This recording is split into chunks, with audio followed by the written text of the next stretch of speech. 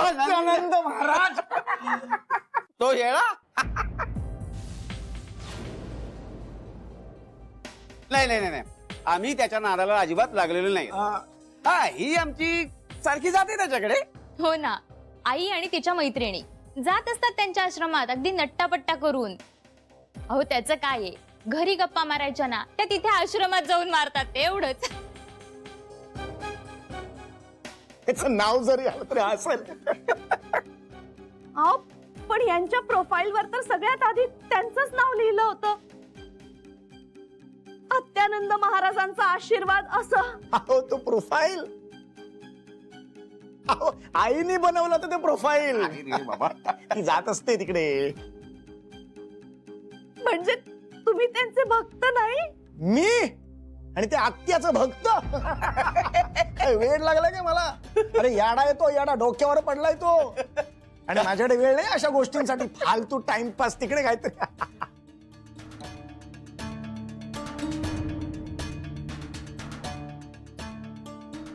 काय त्या अत्यानंदचं सध्या फायर चालू आहे आणि आमच्या हिला मधनं मधनं अशी फायर लागतातच. पण बाबा बरं आहे ना, त्या निमित्ताने आई 4-5 तास घराच्या बाहेर असते.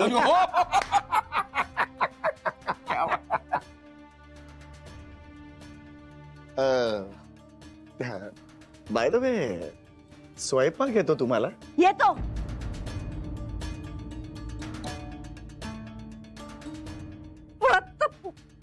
मला अचानक हे सगळं टोचतंय का? अप्रोच काढून टाक ना जान्हवी प्लीज. मला काय वाटतं आता आपण खाली जाऊया. हो जा ना, मी थांबतो इकडे. नाही नाही नाही, तुम्ही पण खाली या, आपण सगळं नंतर बोलूया. असं म्हणताय का? पण मग नंतर नक्की बोलूया ना? बोल ना. माझी मोठी वाजायची वेळ झाली, या आता. हो हे आधी काढ ग, टोचतंय सगळं म्हटलं ना. हो, पण आवाज खूप गोड आहे. हो नंतर सगळं ऐकू. आणि स्वयंपाक येतो की नाही तेवढं मला सांगितलं. काढ पहिलं. कसं बावळट मुलगा आहे, त्याचं तोंड सुद्धा पाहायचं नाही मला या पुढे. ते काढ तू आधी, सगळं काढ आधी. हो हो हो सरू मावशी, लागेल लागेल, थांबा मी काढते. कसा होता तो? हो हो हो, आपण बघूया. Atyanand Maharaj, sorry sorry sorry sorry.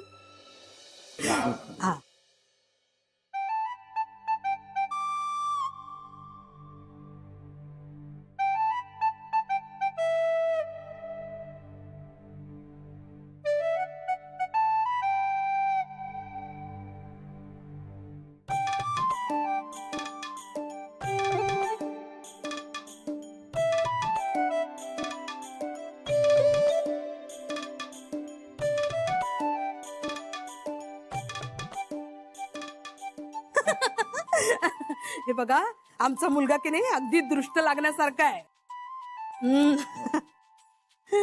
तुमची मुलगी पण बरी आहे. काय ना, तिला रोज सोहळ्यात स्वयंपाक करावा लागेल. हा, पूजा अर्चा करावी लागेल. उठसूट माहेरी येता येणार नाही तिला. आणि हो, गृहकृत्य दक्ष असावं लागेल तिला.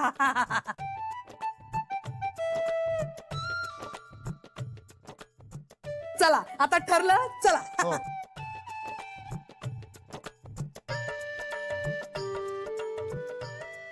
नाही म्हणजे एकदा सरूशी बोलायला हवं ना. नाही काय, एकदा मुलाला आणि एकदा मुलीला बोलण्याची परवानगी आम्ही दिलेली आहे. तेव्हा परत एकदा परवानगी देता येणार नाही हो. नाही म्हणजे आम्हाला सरूशी बोलायला हवं. कशाबद्दल? नाही म्हणजे तिचं मत काय असणार आहे? तिचं मत काय असणार आहे? तिला मान्यच असणार आहे. उगाच का तुम्ही आम्हाला स्थळ बघायला बोलवलंय?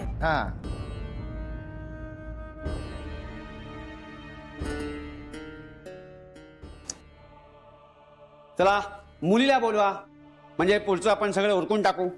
पुढचं सगळं म्हणजे? अहो पेढे नको का द्यायला मुलीला? तिचं लग्न ठरलंय ना मग.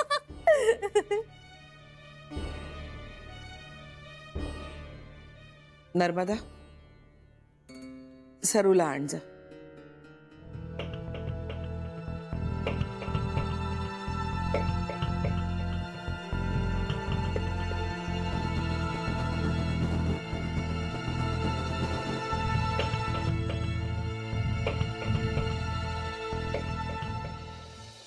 सरू मावशी मी नाही येणार.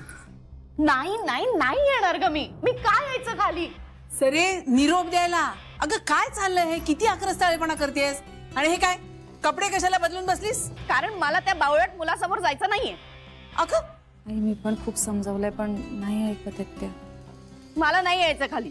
हे बघ सरे, मुलगा पसंत नसेल तर ते कळवायची सुद्धा एक पद्धत असते. त्यांनी कुठल्या पद्धती पाळल्या ग? अगं पण वाद घालायची ही वेळ आहे का सरू? हे बघ खाली चल, पेढा घे आणि विषय संपवून टाक. ताई, अत्यानंद महाराजांचा अपमान केलेल्या माणसांचं मला तोंड सुद्धा बघायचं नाहीये. अगं त्यांनी तुझा अपमान केलाय त्याच्याबद्दल काही वाटत नाही तुला? ते गोल फिरून दाखव वगैरे सगळं चाललं तुला? आणि अत्यानंद बाबांचा अपमान केला म्हणून चिडून बसलेस अशी? माझा कोणी कितीही अपमान केला तरी मी सहन करेन, पण अत्यानंद महाराजांचा अपमान केलेला मी सहन करणार नाही. हात टेकले बाई तुझ्या पुढे आता अगदी.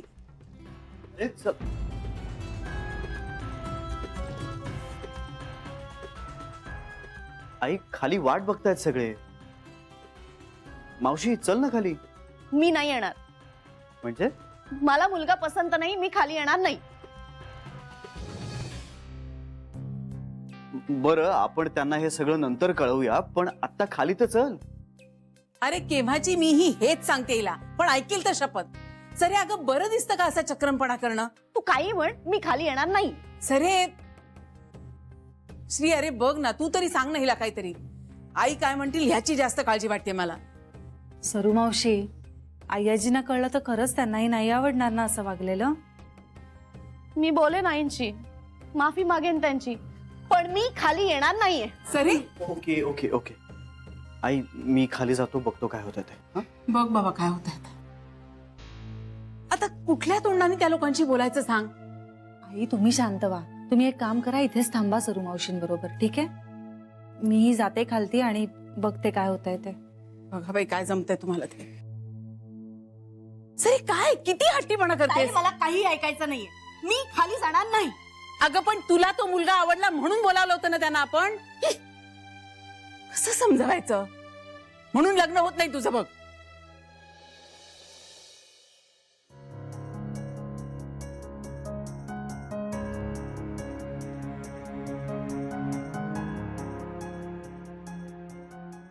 आई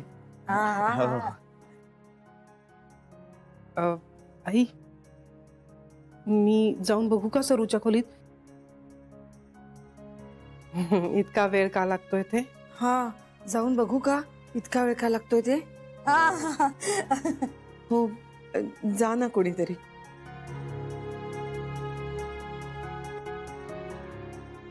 जानवी, सरू नाही आली?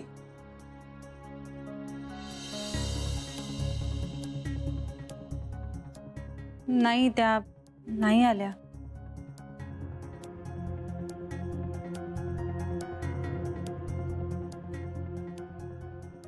नाही आली म्हणजे?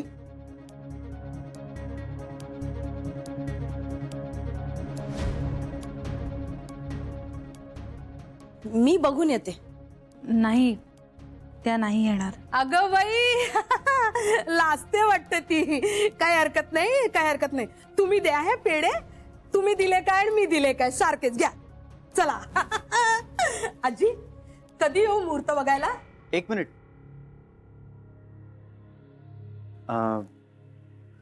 खरं सांगायचं तर हा पेढ्यांचा पुडा नकोय तिला. का?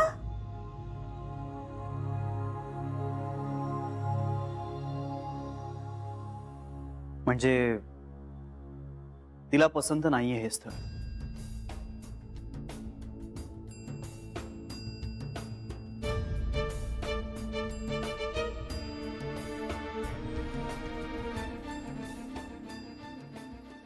आणि हा तिचा फायनल निर्णय आहे.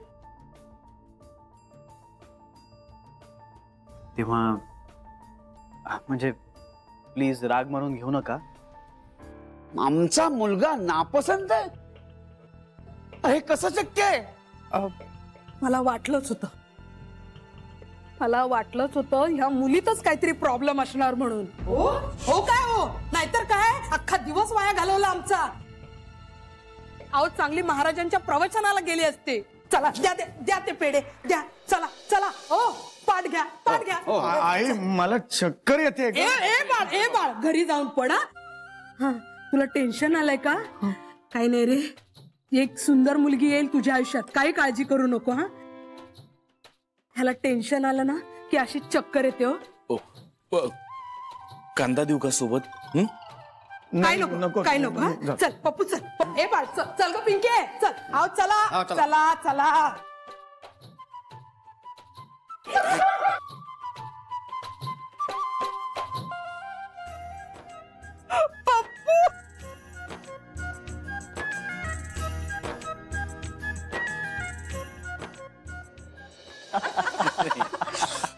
बरं काका, पण पोहे मात्र उत्तम झाले होते. हो ना. त्यांचा पाहिलंच ना कसा पहिलाच घास अडकला घशात मी केले ऐकल्यावर. नमुने होते सगळे. खरंच नमुने होते. बरं झालं आई तुम्ही नाही म्हणालात. नाही मला काय वाटलं की मलाच फक्त ते आवडले नाहीत की काय. आणि आपण सुद्धा नेमक्या गुलाबाच्या पाकळ्याच आणल्या. मी सांगू खरं तर ना ते लग्न तिथेच मोडलं होतं. पण आजच्या जगात ही अशी माणसं असतात, कमाल आहे बाई. पण जान्हवी, सरूला अचानक काय झालं ग? आधी तर नीट होती ती.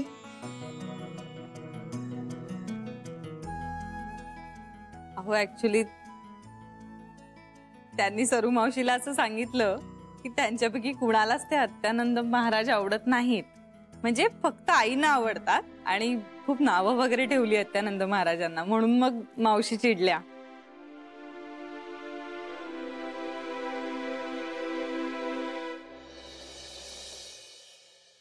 म्हणजे अत्यानंद बाबांचं नाव घेतल्यानंतर ही मुलगी वाटेल ते करायला तयार होईल का? हे लग्न ठरलं नाही याचं दुःख नाहीये मला, पण सरूनं अशा पद्धतीनं वागावं याचं वाईट वाटतंय. खरंच कहर आहे नाही. पण या सगळ्या प्रकारातून एक गोष्ट कळली आहे मला, सरूला खरं म्हणजे लग्न बिग्न काही करायचंच नाहीये.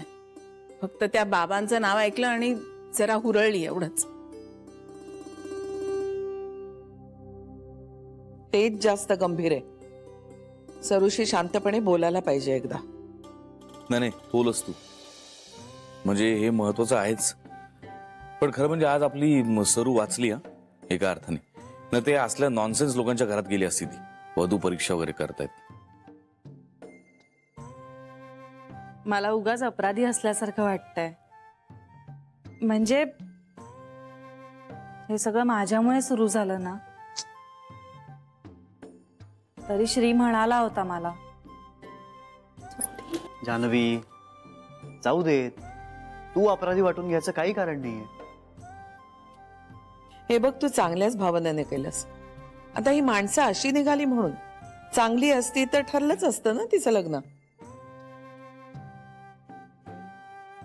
जान्हवी खरंच तू असं मनात सुद्धा नको आणूस बाळा.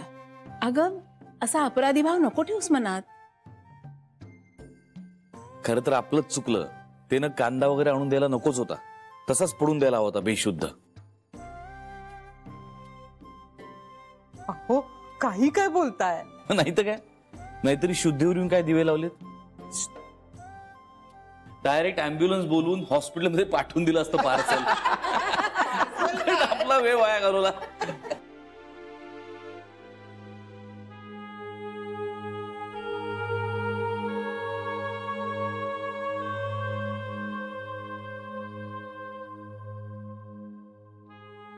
सरे ये ना बस. काही खायला आणू का तुला? नाही नको.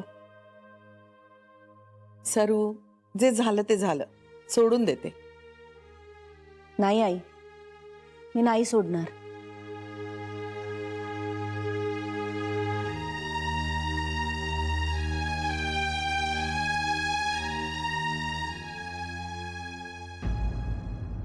सोडून नाही देणार म्हणजे? आई, हे असं चुकीचं प्रोफाईल साईटवर टाकल्यामुळे किती जणांची फसवणूक होत असेल. आज तुम्ही सगळे होता म्हणून मी वाचले. नुसतं साईटवरचं प्रोफाईल वाचून मीही भारावले होतेच की. केवढ्या मोठ्या संकटातून वाचले आज मी.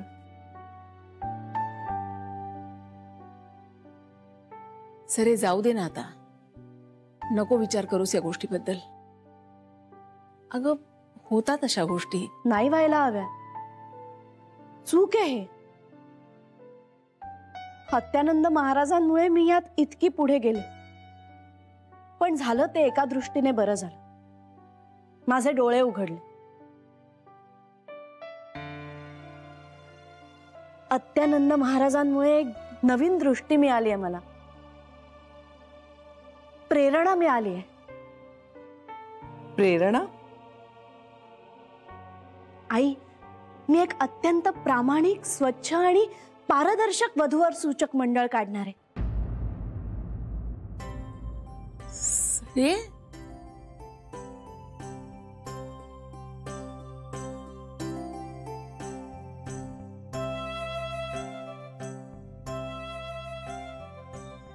काय? हो, आणि त्या वधूवर सूचक मंडळाचं नाव असेल सत्यानंद वधूवर सूचक मंडळ.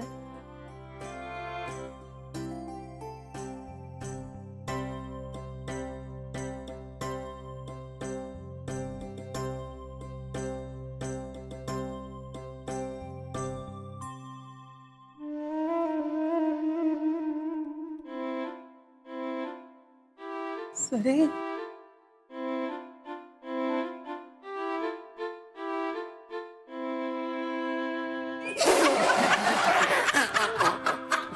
अहो हसू नका. इंदू यांनी नका ना हस.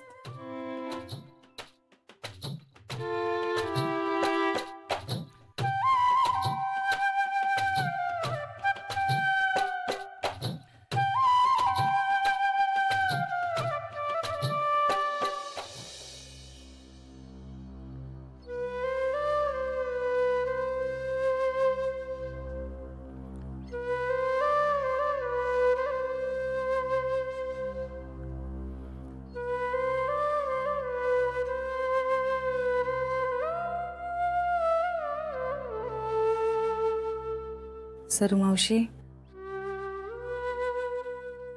जान्हवी, ये ना ग. हे घ्या दूध. दूध का आणलंस तू? जेवलाही नाहीत तुम्ही नीट. निदान ग्लासभर दूध प्या, पोटाला थोडा आधार होईल. हे घ्या. नको ग, इच्छाच नाहीये. का बरं? किती विचित्र झालं ना ग सगळं. सगळे म्हणाले असतील काय खूळ घेऊन बसली ही सरू. हसले असतील ग. कोण हसलं असेल असं वाटतं तुम्हाला?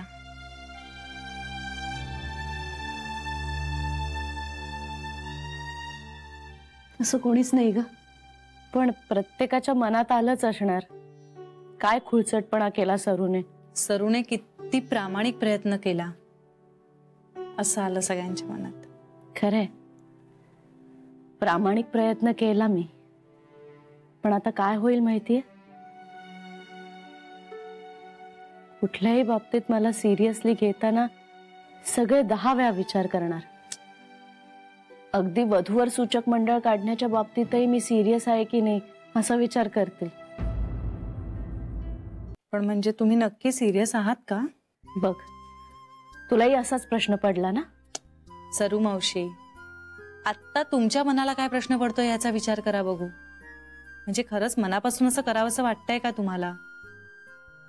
किंवा आणखी काही दिवस थांबा ना आणि मग बघा काय वाटतंय. म्हणजे काही दिवसांनी माझ्या मनातलं हे खूळ निघून जाईल असंच म्हणायचंय ना तुला?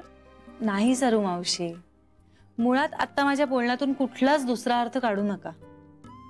कारण मी कुठलाही प्रश्न विचारायला आलेले नाहीये. मी सहज बोलतेय. असं होतं ना कधीतरी की आपण एका दुसऱ्या माणसाशी काहीतरी बोलायला जातो आणि आपल्याला आपणच नव्याने उलगडत जातो. म्हणजे आपल्यालाच काही गोष्टी क्लिअर होत जातात. हो ना? तुमच्या बाबतीतही तसंच व्हावं असं वाटतंय मला, म्हणून बोलतेय, बाकी काही नाही. सॉरी जान्हवी, एकदम बोलून गेले मी तुला. पण खरंच सांगू, मला असं खरंच वाटतंय, आणि आत्ता नाही, पूर्वीपासून खूप वेळा हा विचार माझ्या मनात येऊन गेला. पण सरू मावशी, नाही म्हणजे हा विचार उत्तम आहे, पण व्यवसाय करायचा म्हणजे तुम्हाला वधूवर सूचक मंडळांबद्दल काही अनुभव? अगं जान्हवी, उलट वधूवर सूचक मंडळाचा मला जितका अनुभव आहे ना, तितका खूप कमी जणांना असेल. जवळपास 500 स्थळं तर मी स्वतः बघितली आहेत, आणि 400 वधूवर सूचक मंडळांमध्ये माझी नावं नोंदवलेली आहेत. इतके भले बुरे अक्षरशः असंख्य अनुभव आहेत माझ्याकडे. म्हणजे मी वधूवर सूचक मंडळ काढलं नाही ना, तरी त्यावर एक मोठं पुस्तक नक्कीच लिहू शकेन, इतकी माहिती आहे माझ्याकडे. तिथे कसं काम होतं, त्यासाठी काय काय लागतं, ह्या सगळ्याचा अंदाज आहे ग मला. जान्हवी, खरंच मी जर काही करू शकले ना, तर हेच करू शकते. याच्या इतकं दुसरं मला काहीच येत नाही.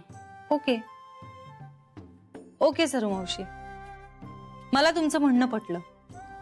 तुम्हाला मनापासून वाटतंय ना, मग वधूवर सूचक मंडळ तुम्ही सुरूच करा. आता तुम्ही खूप छान हँडल कराल.